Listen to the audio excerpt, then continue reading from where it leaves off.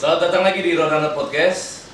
Kali ini Roadrunner Podcast akan ngobrol-ngobrol manis dengan Bapak Dishub Kota Bandung.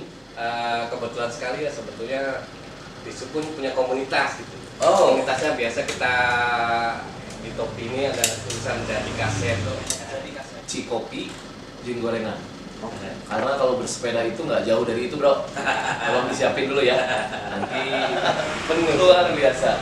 Saya sama tim standby dari pagi sampai sore di tempat.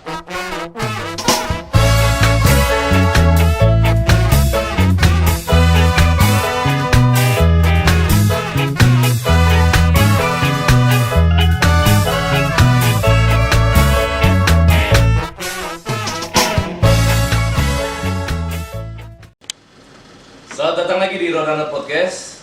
Kali ini Roadrunner Podcast akan ngobrol-ngobrol manis dengan Bapak Dishub Kota Bandung. Yang episode kali ini berkaitan dengan episode-episode sebelumnya, nggak jauh dari pembahasan tentang pesepeda. Nah, di momen sekarang, episode untuk bulan terakhirnya Roadrunner Podcast sebelum masuk ke bulan kedua Roadrunner Podcast, di sini akan ada closing statement mengenai sepeda. Jadi kemarin dari episode-episode sebelumnya kita sudah banyak ngobrol dengan perwakilan-perwakilan dari komunitas sepeda, diwakili oleh komunitas sepeda lipat di Kota Bandung. Ada kurang lebih 3 komunitas dengan pembahasan-pembahasan yang cukup menarik. Tidak cukup waktu untuk hanya dibahas di podcast. Jadi sekarang Roadrunner Podcast coba membuat hasil dari semua pembahasan tentang bersepeda dengan menghadirkan Bapak Dishub Kota Bandung yang sekarang sudah hadir. Maka Pak, diperkenalkan dengan siapa? Selamat malam cinta atau pegiat sepeda. Perkenalkan nama saya Sultoni sebagai Kepala Seksi Bina Transportasi Dinas Perhubungan Kota Bandung. Kebetulan sekali ya sebetulnya Dishub pun punya komunitas gitu. Oh. Komunitasnya biasa kita di topi ini ada tulisan jadi kaset. Jadi kaset. Jadi kaset itu singkatan dari jajaran Dishub Kayu Sepeda. Oh. Kita juga kebetulan banyak ya penggiat-penggiat atau penggemar sepeda di Dishub itu. Akhirnya dari ngobrol-ngobrol satu seperti ini akhirnya dibuatlah komunitas dari kaset. Jadi kaset. Udah lama Pak jadi kaset ini? Kurang lebih 3 tahun ya. Kurang lebih 3 tahun? 3 tahun kita berjalan dari kaset. Kita sudah banyak melakukan ya bukan melakukan, kita sudah banyak ikut event juga kayak dulu untuk ke Pangandaran. Sebetulnya tahun ini pun ada, cuma karena kondisi ya pandemi seperti itu ya, dimundurkan. Nah, di sini ada kemenarikan. Jadi kaset ini sebenarnya sudah 3 tahun, Pak. Nah, kemarin saya ngobrol dengan beberapa narasumber dari komunitas sepeda yang notabene-nya ada yang dari tahun kemarin dan ada juga yang baru tahun cetus saat sekarang ini. Jadi bisa dikaitkan dengan memang kondisi pandemi sekarang ini untuk dari rekan-rekan komunitas itu sendiri akhirnya memang berkomitmen untuk membentuk satu komunitas sepeda yang memang animonya ternyata luar biasa Pak. Kemarin setelah kita sharing dan tadi saya bilang juga kondisinya memang nggak cukup hanya sekedar ngobrol di podcast, karena kemarin pun sebelum kita edit itu total pembicaraan hampir 2 jam karena biasa ya. Jadi yang kita hadirkan untuk sesi pertama itu dari 2 komunitas. Jadi mereka punya cerita masing-masing nih, gitu kan. Yang satu yang sudah lebih awal, yang satu yang baru terbentuk.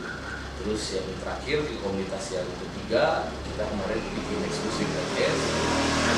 Komunitas ini itu pun juga cukup waktu. Ya. Jadi intinya kita ingin si Roadrunner Podcast ini mengedukasi semua, terutama warga Kota Bandung tentang bersepeda yang memang notabene di saat pandemi ini saya lihat sih lumayan membludak, Ya. lumayan membludak karena satu-satunya yang bisa kita lakukan saat pandemi ini hanya bersepeda. Gitu. Untuk kemarin kita aktivitas semua terhambat, kita harus benar-benar stay at home gitu kan. Nah sekalinya kita bisa berolahraga, akhirnya semua lari bersepeda. Nah sekarang gini Pak, mengenai bersepeda, sebenarnya kan buat bersepeda ini bukan hanya karena ada pandemi ini kan Pak ya? Betul. Ya, jadi sepeda ini udah di abad kapanpun kan sudah ada gitu ya. Zaman penjajahan pun sudah ada sebelum motor pun sepeda gitu kan. Cuman karena sekarang kita bisa istilahnya kita bisa bumbuin saat pandemi ini jadi sorotan gitu kan, sepeda akhirnya booming. Nah, dengan animo yang banyak ini di khususnya di Kota Bandung, langkah-langkah dari Disub apa nih Pak kira-kira? Sebetulnya awal kita kenapa menggalakkan bersepeda atau sebetulnya kita ada ekotransport ya sebetulnya. Ekotransport ya, transportasi yang memang kita berbasis lingkungan. Sebetulnya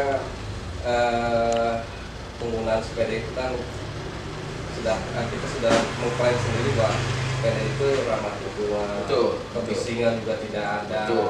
Terutama penggunaan BBM pun kita tidak menggunakan BBM, ya bisa untuk transportasi masa depan. Nah, kita dari jajaran Disub itu sebetulnya sudah mulai kita melakukan sosialisasi ke sana ke sana. Artinya kita mulai menggunakan ini bahwa sepeda itu hanya sudah untuk olahraga.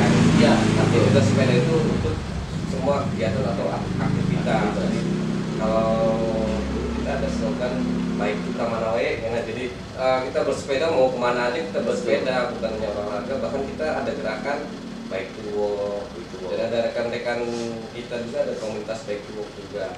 Jadi itu sebetulnya yang akan kita galakkan. Nah, terkait dengan masa pandemi ini kita juga sebetulnya punya beberapa media online mengatakan bahwa penjualan sepeda meningkat hampir 300%. Betul. Itu luar biasa sekali. Mudah-mudahan dengan pandemi ini kita juga tidak lupa dengan bahwa pada masa pandemi ini kita ada protokol kesehatan yang harus kita jalankan. Kemudian ya kita juga harus ingat bahwa ada protokol keselamatan. Kita tetap berbagi jalan, kita tetap juga menghormati pengguna jalan lainnya. Seperti itulah kurang lebih kita Nah, tadi ada satu hal menarik tentang berbagi dengan pengguna jalan yang lain. Saya terlibat langsung Pak, saya bersepeda juga. Memang pada saat pandemi ini saya jadi lebih aktif bersepeda. Nah, dengan kita berbagi jalan, saya melihat fasilitas memang sudah mumpuni Pak ya. Fasilitas di Kota Bandung sudah mumpuni dengan adanya jalur untuk sepeda gitu ya. Nah, kemarin hasil kita ngobrol dengan rekan-rekan yang lain, timbul pertanyaan atau timbul diskusi atau sharing mengenai kita berbagi dengan pejalan kaki di trotoar. Itu memang bisa Pak ya? Betul. Memang bisa ya kita berbagi dengan pejalan kaki. Nah, bisa tolong dijelaskan lebih detail lagi Pak? Ya, sebetulnya ada peraturan menteri ya, yang kita coba buka primbon dulu. Siap. Saya kurang hafal pasal. Ini Bro. Peraturan Menteri Perhubungan Republik Indonesia Nomor 79 Tahun 2013 tentang jaminan lalu lintas dan angkutan jalan. Nah, di dalam pasal ini pasal 54 disebut juga bahwa ada jalan itu Sebentar Pak, tahan sebentar. Bro, Cikopi, jin gorengan. Karena kalau bersepeda itu nggak jauh dari itu Bro. Tolong disiapin dulu ya. Nanti sajikan menyusul. Siap, lanjut Pak. ya di pasal 54 ya kita sedikit juga legalitasnya bahwa jalan dilengkapi ayat 1 jalan dilengkapi dengan fasilitas untuk sepeda, pejalan kaki, dan penyeberang cacat sebagaimana dimaksud dalam pasal 26. Pasal 26 itu ya bahwa jalan itu siapa saja. Nah, fasilitas untuk sepeda sebagaimana dimaksud ini untuk ayat 2 sebagaimana dimaksud ayat 1 berupa lampu dan garis miring atau jalur sepeda yang disediakan secara khusus untuk pesepeda dan garis miring atau dapat digunakan bersama-sama dengan pejalan kaki. Jadi si lajur ini bisa digunakan pesepeda, bisa digunakan pejalan kaki juga. Kemudian fasilitas pejalan kaki sebagaimana dimaksud pada ayat 1 merupakan fasilitas yang disediakan secara khusus untuk berjalan kaki dan garis miring atau dapat digunakan bersama-sama dengan pesepeda. Jadi memang fasilitas berjalan kaki dapat digunakan oleh pesepeda, tapi tentunya dengan melihat hierarkinya kita tetap mengutamakan pejalan kaki ya. Karena sebetulnya hierarki paling utama ya pejalan kaki. Ya. Karena memang masih sedikit saya sendiri yang terlibat bersepeda saat ini gitu ya. Meskipun ya ada dasar hukumnya, tapi untuk saya coba masuk trotoar agak segan juga gitu ya. Agak segan juga. Pertama mungkin saya kemarin ngobrol dengan rekan juga, mungkin pengetahuan kita ini masih kurang gitu kan. Begitu ada informasi tentang ini, tapi nggak jadi kita terus memanfaatkan momentum itu gitu ya. Begitu ada dasar hukum, kita bisa berbagi dengan pejalan kaki di trotoar, jadi kita masuk trotoar. Karena untuk di jalan raya sendiri pun juga kita masih cukup ya, selama yang bersepeda itu mengikuti jalurnya gitu ya.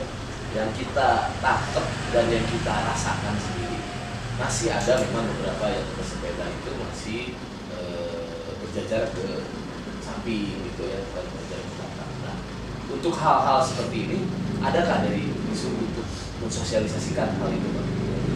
Pertama, yang menarik dari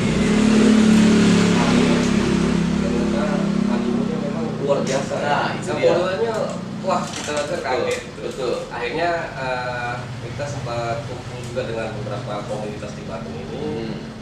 Dari rekan-rekan komunitas ini kita, Pak, jalur sepedanya dong kita perbanyak. Atau Pak, kita coba aja kita pop up dulu ya untuk jalur sepeda ini.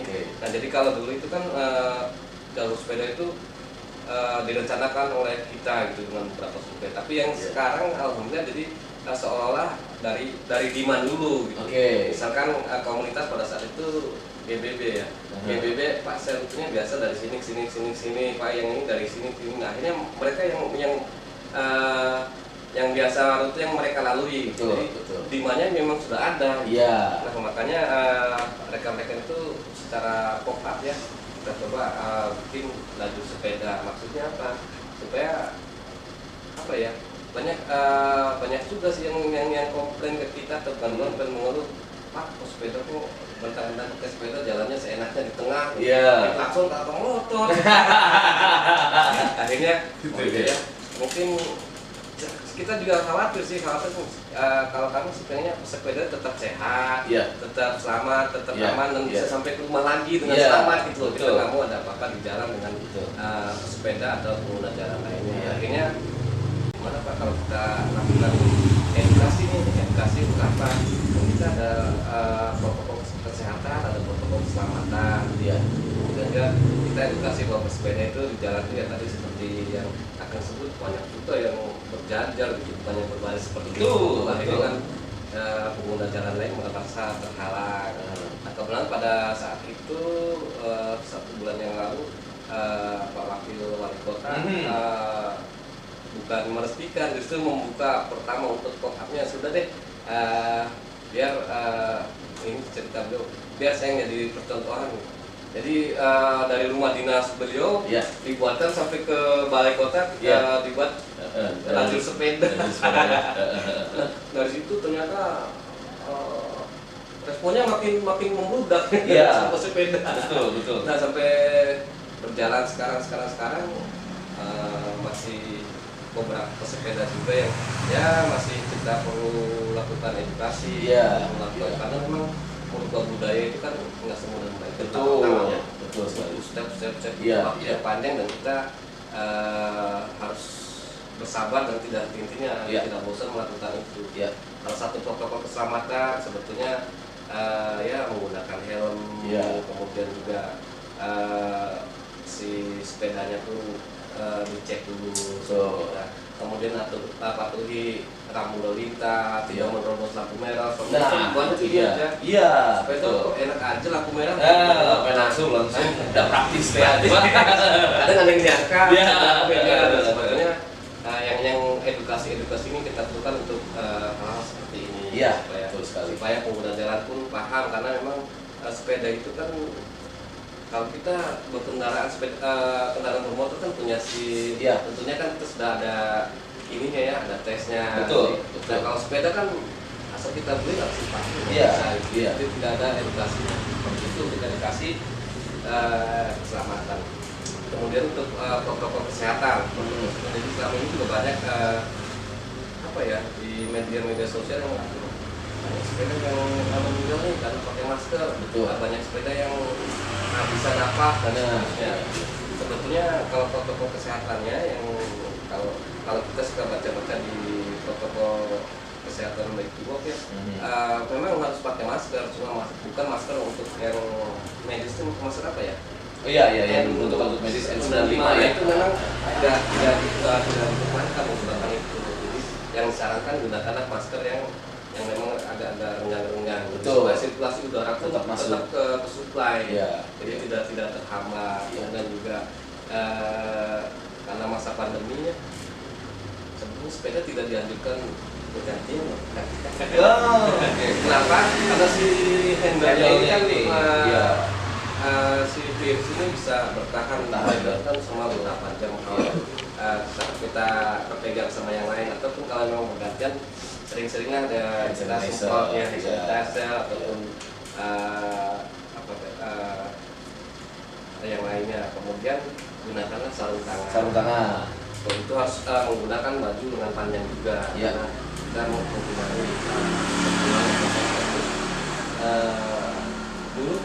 dulu termasuk saya ya sering kalau minum dong nanti itu ternyata pada saat sekarang itu tidak dipertahankan juga. Ya kurang lebih seperti itulah. Menarik sih memang. Termasuk saya merasa menarik dan tertarik juga ya. Ternyata bersepeda itu ada loh aturannya. Nggak cuma sekedar datang ke toko sepeda beli langsung pakai gitu. Makanya sebetulnya komunitas ini kan salah satu fungsinya itu sebenarnya. Betul. Jadi mengajarkan juga jangan ke tengah jalan dong, agak contoh. kasih contoh. Karena kan komunitas kan mereka sudah mungkin di dalam lingkaran komunitas itu sudah sering sharing dengan mengedepankan sekarang edukasi juga untuk pesepeda yang masih belum paham gitu ya dengan berjalan. Nah bro, di segmen 2 dong Covid, santai aja. Siap.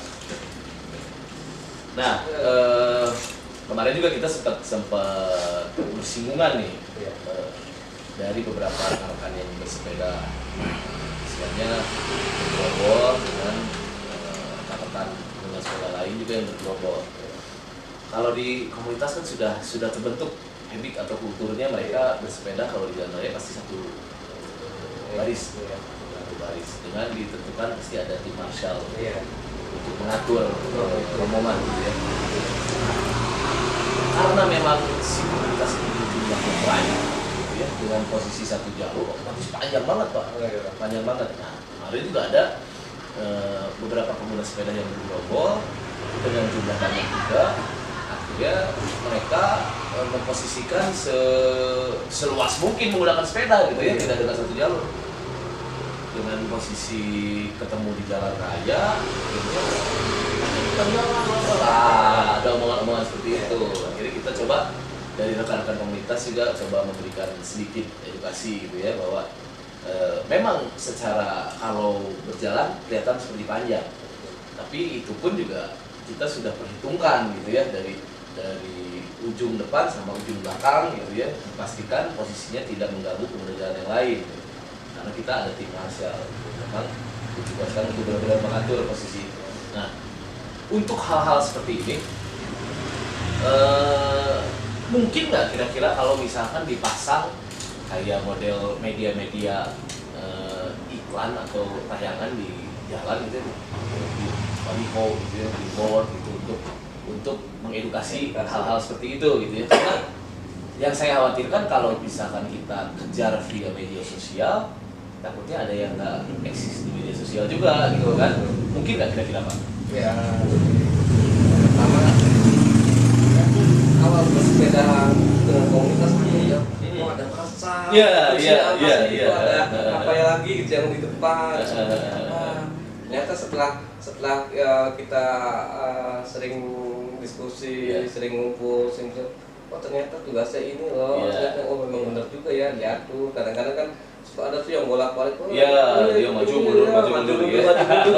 Betul deh. Awalnya saya mikir ada ya. Iya, iya. Sepeda mah saya sepedahan aja. Memang sudah diatur gitu. Iya. Saya baru dari berangkat dari situ, oh ternyata memang sudah ada, memang mereka sudah siap dengan mengatur semua ininya. Iya. Terus kemudian juga untuk edukasi sebetulnya kita kalau dari pemerintah atau dari distrik sendiri ya kita sudah edukasi sudah beberapa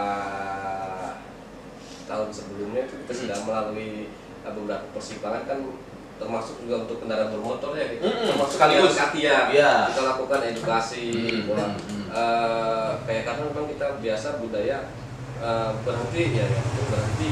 Padahal kan itu kan ada stop line, Betul. dan berapa fungsinya kan untuk pejalan Jalan kaki, kaki, penyeberang. betul. Kita juga sempat melihat yang viral itu ya di media sosial yang pas mau nyebrang susah akhirnya mobilnya tuh yang dinaikin. Iya, betul.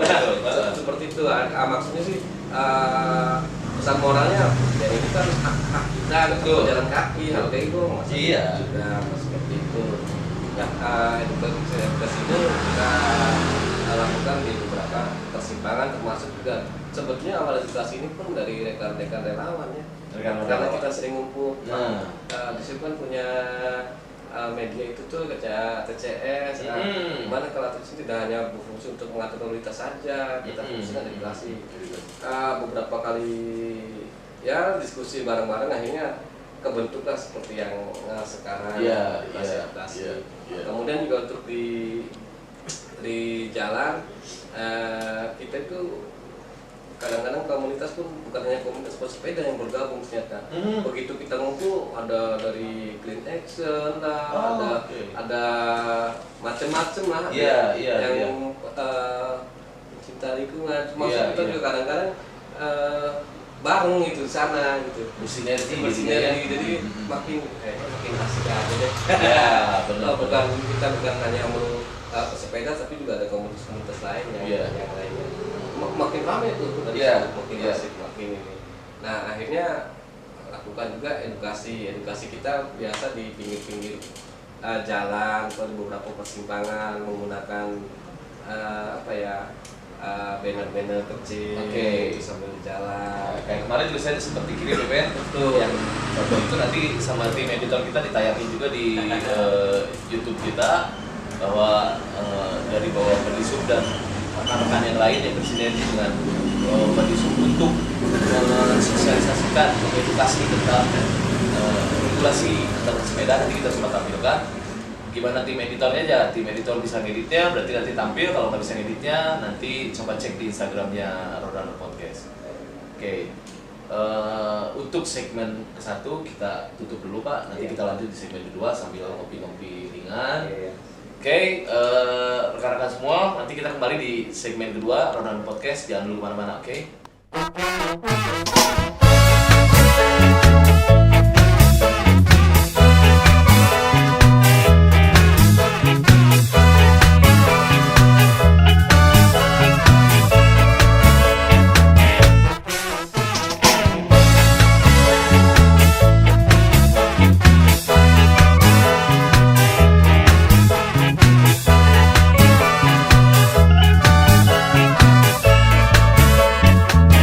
Let's dancing in the moon. Oke, kita kembali di segmen kedua Roadrunner Podcast, masih ngobrol-ngobrol tentang bersepeda dengan Bapak dari Badisub Kota Bandung.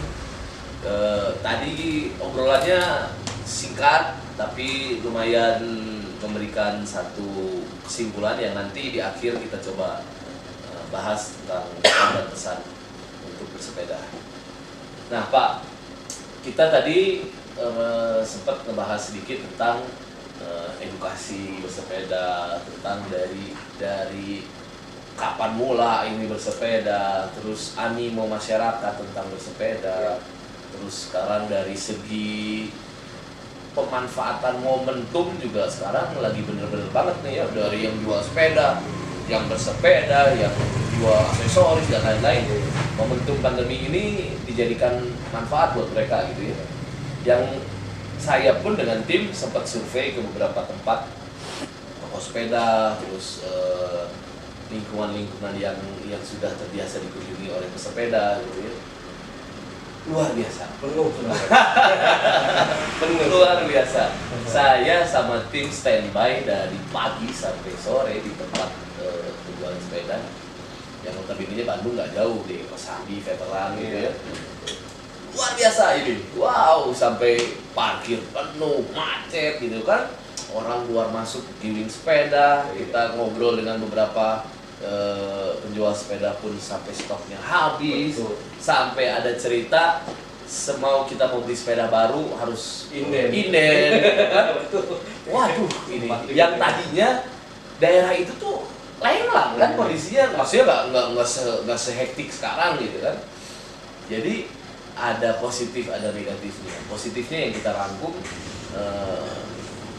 kondisi pandemi ini nggak terlalu bikin kita jadi terlalu kena efek yang mengakibatkan yang usaha jadi berhenti untuk dari sektor sepeda Pak ya, untuk dari sektor sepeda. Mungkin kalau untuk yang lain ada dampak ya.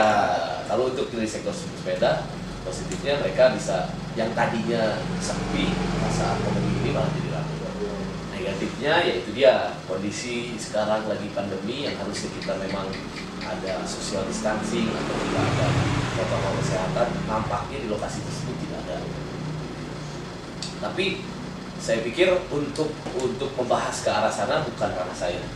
Jadi saat ini kita bahas tentang bersepeda. Nah, sebelum kita masuk ke sesi tanya jawab, kita coba tampilkan dulu. Ada barista handal saya, posisinya dia sudah siapin kopi, dia sudah siapin makanan-makanan impor Pak. Ya ini makanan impor kayaknya ya. Makanan impor didatangkan langsung dari dapur itu. Bro, Popeye sama gorengan bro.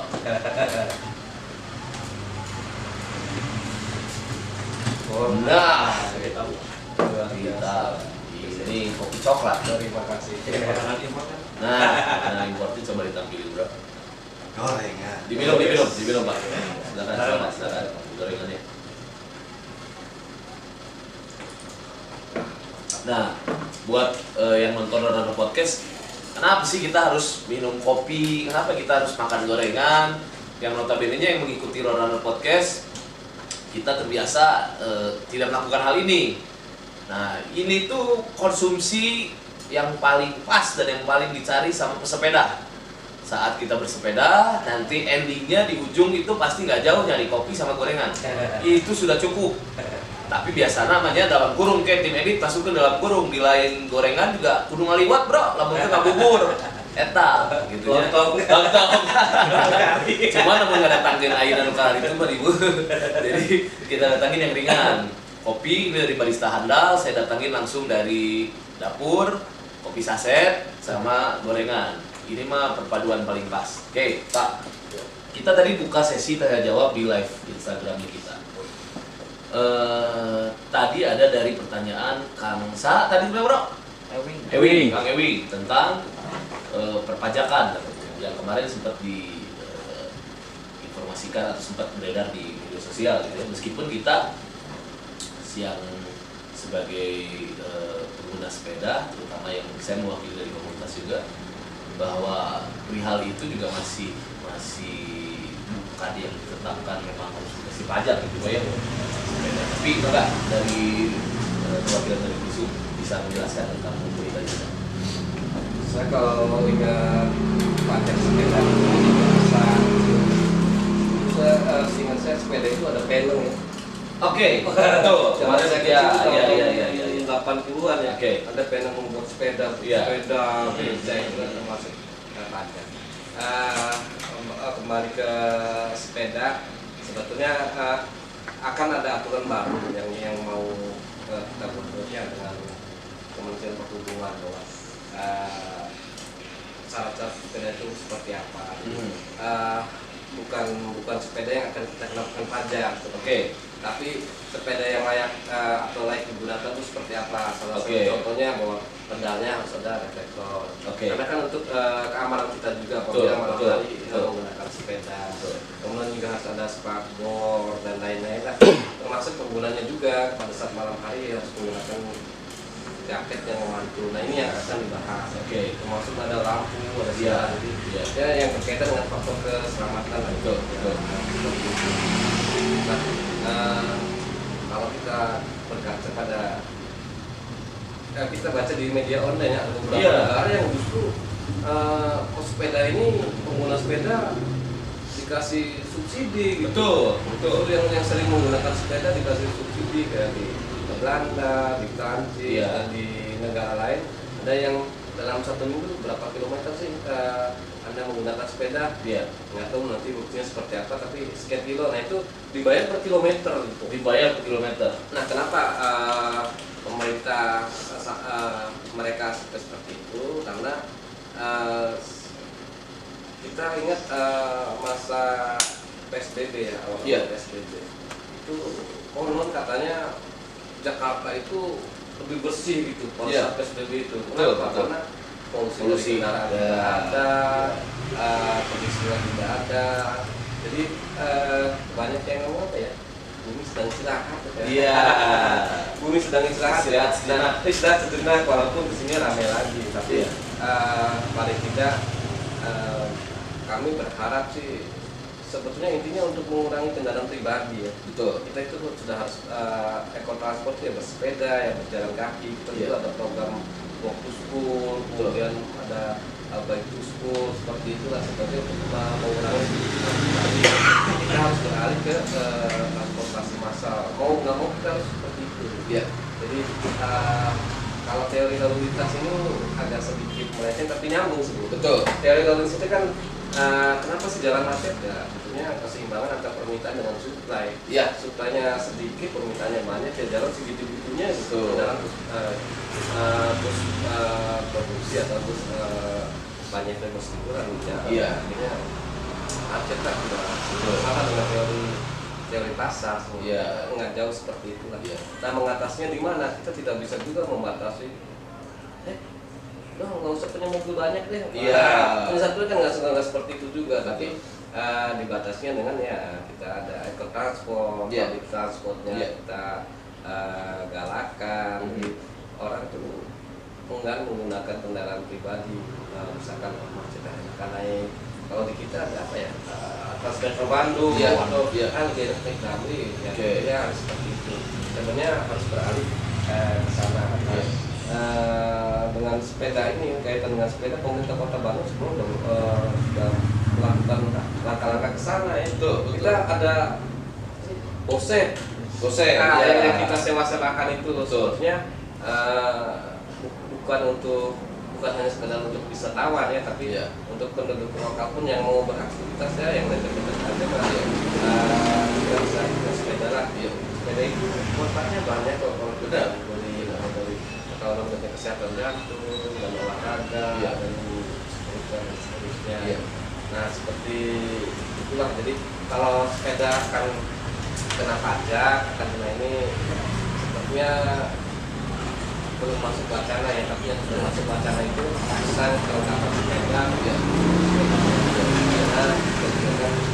Kalau sudah bilang saya memang itu sudah selamat dong. Iya. Jangan ada diskriminasi sepeda mana ya. Iya, iya, Ini iya. yang harus kita hindari dan kita sama-sama menghormati pengguna. Jadi lucu sebenarnya kalau mengingat sepeda ini dikenakan pajak seperti kendaraan bermotor gitu ya. Tapi mungkin dengan adanya misalkan terjadi sampai adanya pajak gitu ya untuk sepeda, kalau misalkan memang bisa efektif dan bermanfaat bagi pesepedanya, kenapa enggak mungkin ya. Tapi saya pun menarik dengan info atau data yang masuk dari yang luar negeri ini bahwa yang bersepeda ini dapat insentif atau khusus. Kalau misalkan ini sampai kejadian di Indonesia gitu ya, cita-cita tentang ramah lingkungan akan terjadi gitu Pak. Betul. Ya. Jadi yang tadinya pemerintah ini mensubsidi bahan bakar mungkin bisa dialokasikan untuk mensubsidi sepeda gitu kan, dengan pertimbangan bahwa bumi kita ini akan selamat dari polusi yang terjadi. Bukan berarti dilarang, tapi itu kan sebagai insentif, sebagai subsidi. Jadi saya juga mewakili dari rekan-rekan juga perihal perpajakan untuk saat ini memang ini jadi pembahasan gitu. Setiap kita ketemu pesepeda, setiap kita kumpul dengan pesepeda, pasti mereka ada sedikit yang membahas tentang pajak ini. Meskipun notabene-nya ini belum dirancang, Pak, yang dirancang tadi balik lagi tentang keselamatan. Jadi kesiapan dan fasilitas sepeda itu sendiri yang harus diperhatikan gitu ke depannya. Karena memang benar kondisi kita bersepeda malam hari ini sangat membahayakan kalau kondisinya kita tanpa ada faktor keselamatan. Pertama dari lampu depan belakang, kedua dari penggunaan atribut yang menyala. Agar terlihat, karena posisinya antar pengguna sepeda dengan kendaraan bermotor lainnya ini sama banyaknya gitu. Dan sepeda ini nggak kelihatan posisinya nggak kelihatan, jadi sangat membahayakan kalau misalkan posisi sepeda ini bisa tersenggol atau tertabrak langsung ya. Mudah-mudahan sih tidak terjadi, dan mudah-mudahan semua penggiat sepeda di Kota Bandung ini bisa memperhatikan protokol keselamatan gitu. Nah, Pak, ada pertanyaan lagi nggak? Kosong? Nah, berarti semua penonton di Rono Podcast untuk di episode kali ini sudah cukup terwakili nih Pak, pertanyaan-pertanyaannya dari pembahasan kita yang singkat tadi.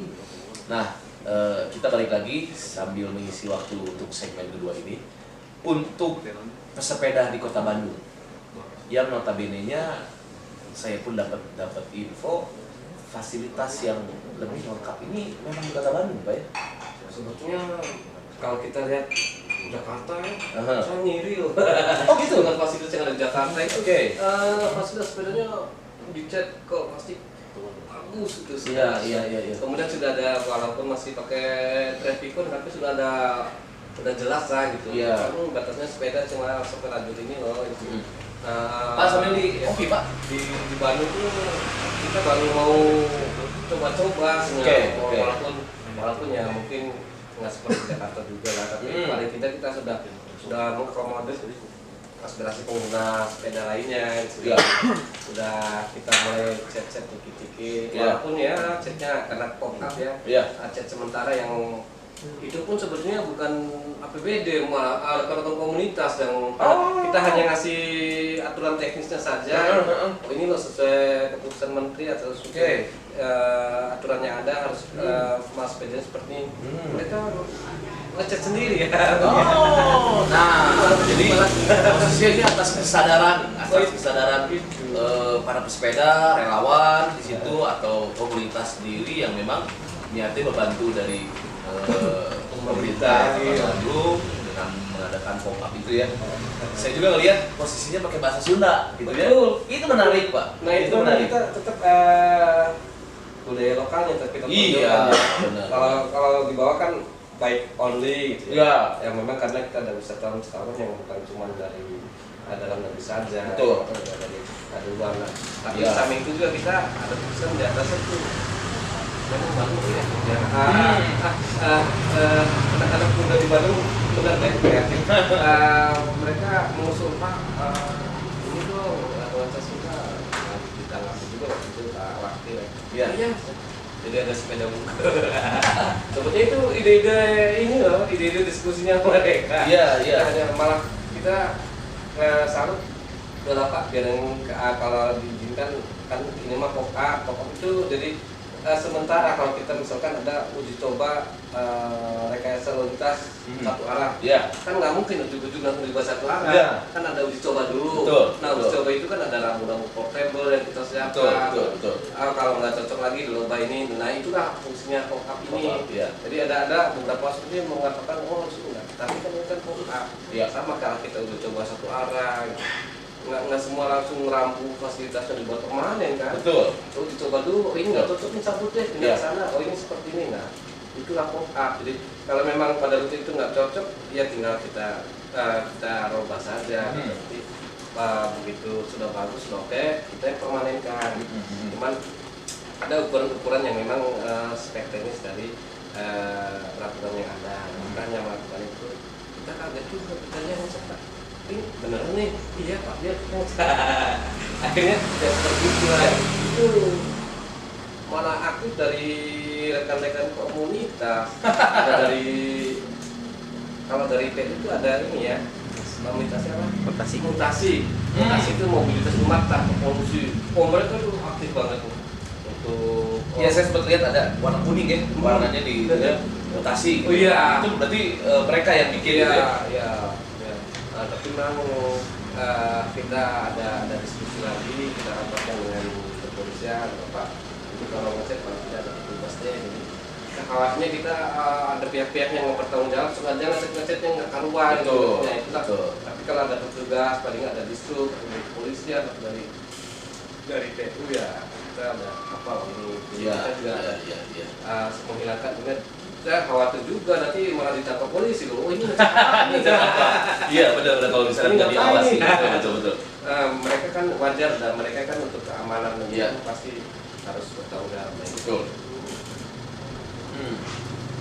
Nah kondisi sekarang dengan adanya beberapa bagian jalan di Kota Bandung ini sudah di sama rekan-rekan komunitas gitu ya, ini sangat membantu. Nah ini mungkin nggak kalau misalkan nanti ke depannya ketika memang ini berhasil, seluruh jalan Kota Bandung bisa dikasih jalur yang memang sudah digambar seperti itu. Iya. Kalau Atau ada syarat khusus jalannya harus yang lebar berapa gitu, atau misalkan karena kan mungkin ada beberapa yang memang belum paham ya kenapa hanya bagian jalan ini saja yang dikasih gambar gitu ya, kenapa di jalan ini enggak. Nah, ini ada syarat khusus nggak untuk itu Pak? ya, jadi kalau kita lihat di standar teknis ya, lebar lajur lalu lintas itu sebetulnya satu lajur itu berapa meter sih? Satu lajur untuk ke arah utara itu 3 meter, kemudian satu lajur ke arah selatan 3 meter, jadi 6 meter itu baru bisa efektif 2 lajur. Tapi kalau kita lihat kondisi itu kan memang banyak jalan kecil ya, yang memang ya makanya kita ada berbagai jalan. Kemudian lajur sepeda itu kan sebenarnya sudah ada aturannya ya, harus lebar berapa meter, kalau nggak salah 1,2 gitu. Nah makanya kita juga harus lihat kondisi jalan. Kalau jalan cuma 5 meter dibuat lajur sepeda ya nggak pas juga. Itu kosong dari kita kan ini kan berbagi jalan ya. Iya. Harus berbagi. Ada lalu lintas lainnya juga, termasuk yang nanti kita ini jalan kaki. Iya. Jadi yang penting jalan-jalan yang utama yang lebarnya memenuhi syarat mungkin ya seperti itu. Nah ini juga sempat kemarin dari rekan-rekan komunitas, dari beberapa pengguna sepeda juga sharing perihal yang memang kondisinya ini susah ya. Sekarang di situ sudah ada tertera jalur sepeda tapi dipakai parkir, betul. Dan di situ sudah jelas letter dilarang parkir atau dilarang stop. Hal-hal ini juga jadi gitu kan. Sayangnya pemerintah sudah memfasilitasi, tapi balik lagi ke personal yang masing-masing tidak bisa memanfaatkan dan tidak bisa benar-benar menjalankan aturan gitu ya. Nah untuk perihal ini para pesepeda ini bukan berarti dibenarkan, tapi untuk sekedar kita menegur ini boleh dong Pak ya.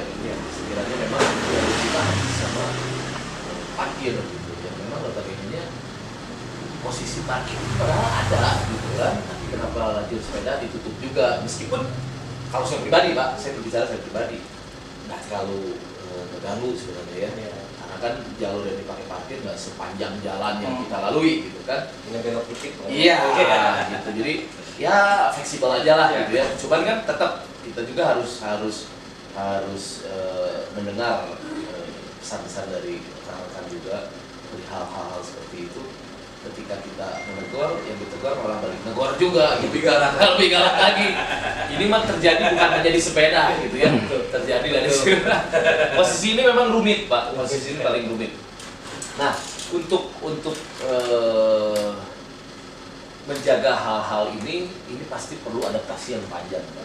Ya, dengan kepekaan para pengguna jalan, gitu ya, tentang aturan yang berlaku di jalanan. Gitu.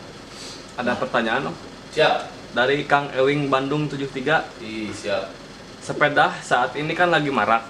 Apakah ada regulasinya untuk aturan bersepeda dan apakah jalur pesepeda di Bandung sudah dibuat di seluruh kota? Oke. Enggak, Pak.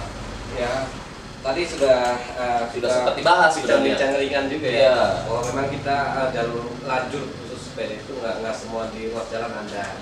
Karena kita lihat kondisi teknis jalan juga, ruas jalan berapa, kemudian lajurnya berapa, dan berapa arah, satu arah, dua arah lah. Iya. Kita sebetulnya menyesuaikan itu saja. Gitu. Iya.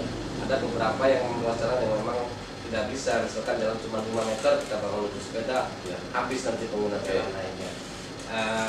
Kemudian kalau kota-kota mana yang sudah bikin, sebenarnya karena marak ya, bukan cuma di Bandung, Iya. di kota-kota lain pun Sudah, Surabaya, iya. Malang sudah membuat itu, Magelang, hampir semua lah sudah. Mereka memang sudah sepeda sudah mulai tumbuh. Iya. Mudah-mudahan sih tidak hanya masa pandemi ya, Seterusnya, benar. Pertama, posisi kita jadi bisa untuk anak cucu kita nanti. Betul. Ini nggak habis, kemudian juga lingkungan bersih. Nah itu sih sebetulnya yang kita harapkan. Iya. Oke, ada lagi, Bro? Sip. Nah, kita sudah masuk di ujung segmen kedua, Pak. Nanti kita masuk di segmen ketiga. Lebih tepatnya di segmen ketiga itu lebih ke kesan dan pesan, Bapak. Untuk semua penonton Roda Podcast, silahkan disampaikan. Yang memang notabene-nya kita tetap mengedepankan pembahasan tentang bersepeda. Karena posisi sepeda ini satu alat transportasi yang saat ini sangat digandrungi. Gitu, Pak. Jadi buat rekan-rekan semua yang nonton Roda Podcast, nggak usah kemana-mana dulu. Kita mau ngopi-ngopi cantik. Nanti lanjut di segmen ketiga, kesan-pesan dari Bapak untuk disampaikan. Dan juga buat rekan-rekan semua jangan lupa nanti subscribe, like, komen, share supaya kita terus bisa mengekspor tentang apa yang rekan-rekan butuhkan untuk kita mediasi atau kita bedah. Balik lagi di segmen ketiga Roda Podcast.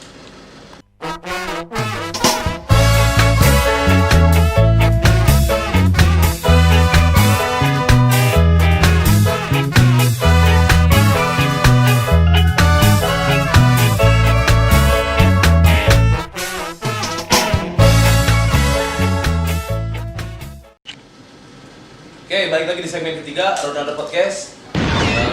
Kita nggak bisa panjang lebar, balik lagi podcast ini durasi waktu. Jadi selebihnya nanti silakan komen di kolom YouTube-nya Roda Podcast. Apa-apa aja yang mau disampaikan, apa-apa aja yang mau ditanyakan, nanti kita coba bantu jawab juga di kolom komen. Nah, untuk segmen ketiga ini kita closing statement dengan kesan dan pesan dari Bapak untuk semua penonton Roda Podcast mengenai bersepeda. Silakan, Pak, pesan dan pesannya untuk para pesepeda yang baru ataupun yang sudah lama bersepeda. Mangga. Ya. Terima kasih. Pertama apresiasi untuk Roda ini atas semangatnya konsep sepeda.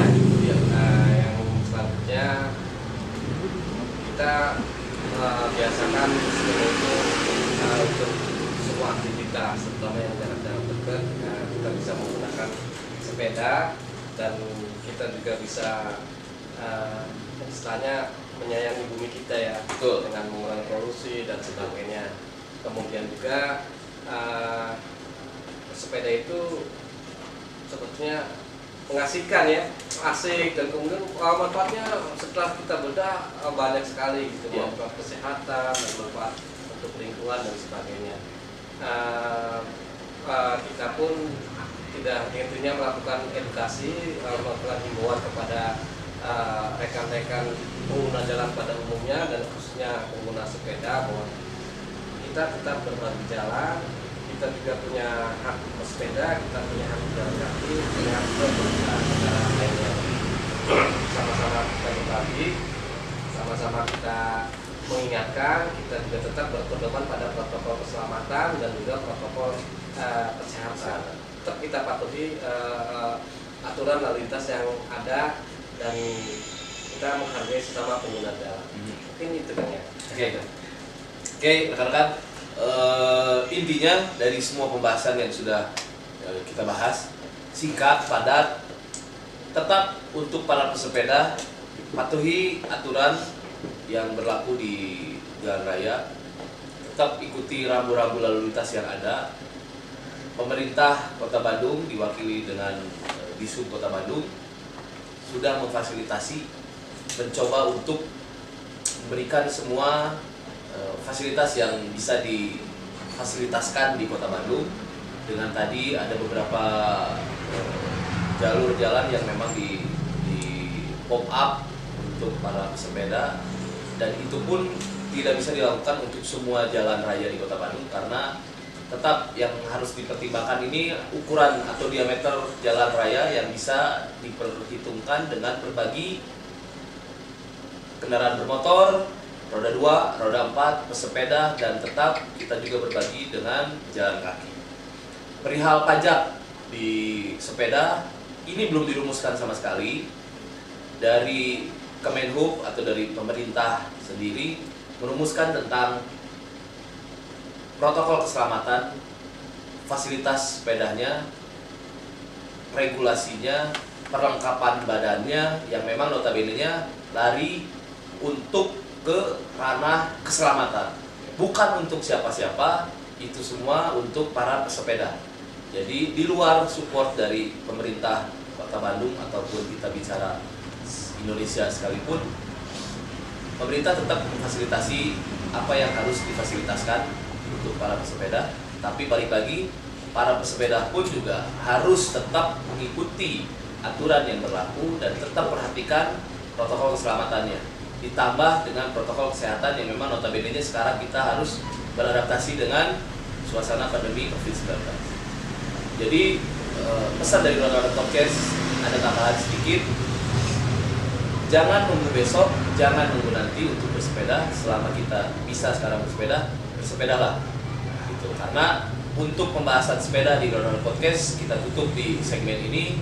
Bulan depan kita balik lagi di episode selanjutnya. Episode berapa, Bro? 5, episode 5. Nanti tunggu, pantau terus di Instagramnya Ronaldo Podcast. Kita akan tampilkan, kita akan mulai tambahan setup baru, kita mulai tambah konten baru, suasana baru, dan lain-lain. Jadi gak usah khawatir, dan kalau yang masih baru ngelihat sekilas-sekilas, jangan kaget ketika nanti kita muncul dengan tampilan yang baru. Jangan kemana-mana, nanti balik lagi, dan terus pantau di IG-nya juga, di follow. Jangan lupa subscribe, like, comment, share YouTube-nya Ronaldo Podcast yang akan tayang setiap hari Selasa atau hari Rabu. Oke, ciao.